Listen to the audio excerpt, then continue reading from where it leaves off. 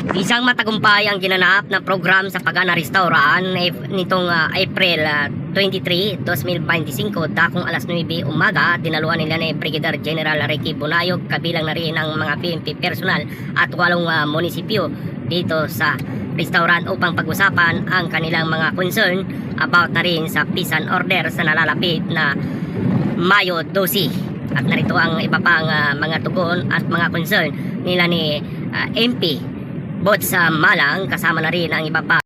Sabi nga ni Mayor Roma is according to him, parang publiko na may treasurer na may account na.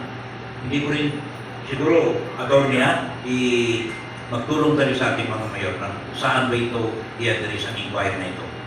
Kasi hindi naman sa papel, hindi. Kawawa naman si mga mayor pa. Provided lahat ng gagawin yan is naayon doon sa batas. Mahirap na hindi kayo liliko pa tayo kung ano ang sinasabi ng batas.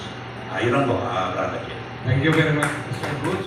Makikita sa larawan na ito ang iba't ibang mga opisyal, kabilang na rin si Attorney Joyce Moran bilang supervisor lawyer pumilik ng SGA Farm at iba pang opisyal, at kabilang na rin ang ating National Intelligence NECA, at upang pag-usapan ng iba pang mga concern at 2 munisipyo na hanggang ngayon ay nakabimbim pa rin na walang treasurer, as isa na rin itong mga concern about sa peace and order at inyo pong mapapakinggan, at sa amin panayam na rin sa administrator bilang tagapagsalita ni Acting Mayor Abdullah Bayan Haji Bayan Abbas ng bayan ng Tugunan, na isa sa kanilang mga concern, at narito ang iba pang kanyang talumpati.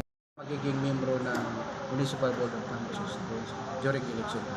Do you think yung third party o fourth party involvement nitong pagsasagawa, especially sa bayan Tugunan, palagay po ninyo hindi siya maapektuhan gawa nitong mga commitment ng ating kasundaluhan at mga kapulisan? Nakita natin doon sa presentation na both military, both PNP and AFP na nasa orange category tayo. Ibig sabihin, may mga excessions of trades, no, doon sa areas accordingly. So, according sa AFP, kinaklasify nila yung mga areas kasi doon sila magbabase sa mga tropa na kanilang i-deploy. So, marami tayong ang isa yung Tugunan sa orange category. Hindi pa naman pula. Pero hindi natin alam kung may mga mabago, let's say may mga incidents, sana namang wala. Baka mahulog tayo doon sa red category. Pero so far, yun yung category po natin na pinapakita ng PNP at saka Sir Admin, Doc Sandigan po from Sisinyo, as Pilipinong Patrol ng Mindanao, Simpec. May mga katanungan po at meron kami naririnig na aka-aka, at itong ating acting mayor kung saan po ay mahabang panahon na ginugol niya ang kanyang sarili bilang siya ang isa sa opisyal ng brigade o base commander ng Imay. At isa po sa usap-usapan doon ay sabi nila ito ay walang alam about sa mayor. Ang alam niya ay sa barilan lamang. Ano po ang maging komento niyo para maalis po yung agam-agam ng ating mga kababayan? Actually, ganyan naman talaga sa politics.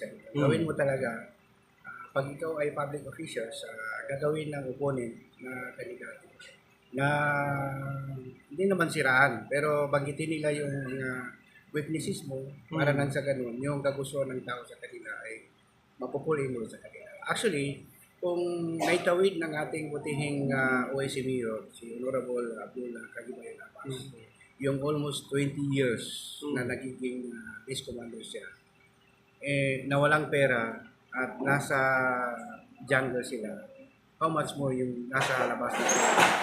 Meron ng mga magagandang ganito, mga binyo, at may pera na, no? Na marami siyang mga kasamang officials. So, hindi po yung masabi natin na wala siyang alam, hindi niya kayang patakbo yung isang munisipyo, Kasi isa lang siyang commander ng MIA.